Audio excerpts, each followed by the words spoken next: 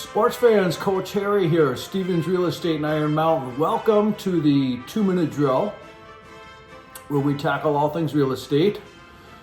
And I'm filming this out of my home today because in part I'm aiming today's game plan at homeowners who may be like me, who have been in their home for a while, have some equity, or maybe own it outright.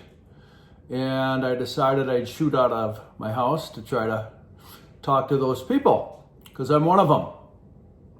And so before we get into that, let's get into the January market update and kind of a bright outlook for spring as we approach it.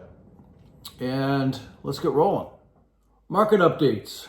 As you can see from the graphic here, a lot like last month, Kingsford currently has 2.65 months of inventory, and Iron Mountain comes in at 2.97 months of inventory for January. So as you saw last month, they're still favoring the seller.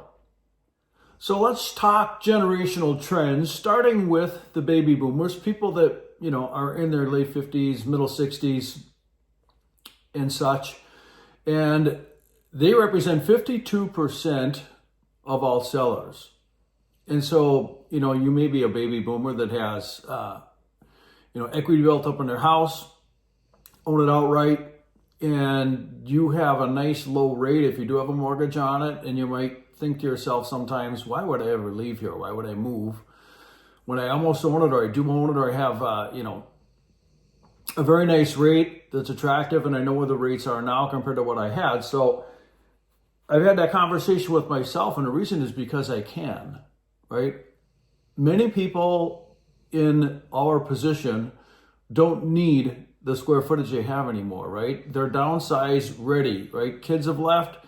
They have square footage they're not using. Maybe they have some amenities they're not using. We have an above ground pool that without kids in the home, it doesn't really appeal to us anymore. And so maybe I love my rate, but don't love my house anymore. Don't need my house. I'm paying essentially for things, amenities that I don't need. And the number one reason people do move is to be closer to family. So maybe you need to downsize. Maybe you want to move closer to family. You don't need all the space that you have. And let's face it, there's still, this is still a market that favors the seller. So, priced and marketed correctly, you could cash in and get top dollar for a home and be a real player finding your next home. And we all hear the noise like, I want to have a place to go, blah, blah, blah, the rates, this, that, and the other thing. Don't listen to all that, right? Give me a call, give me a text, give me an email. We can talk real estate and your options as far as selling and what if I don't find a home? Well, there are a lot of possibilities for you. Don't let it discourage you from moving into something that is a better fit for you. And so we want to try to marry the baby boomers with the largest generation of buyers, which will be your millennials. So we've got some graphics that will overlay here that illustrate that big group of people, the millennials, who are going to be hungry buyers in what's predicted to be a super hot spring.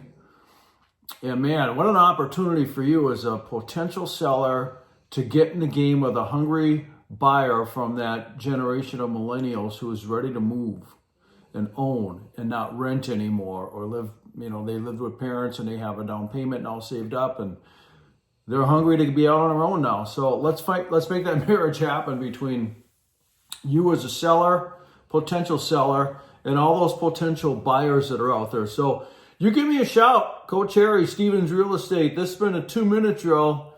Thanks for tuning in. I'll catch you next time in March. Adios.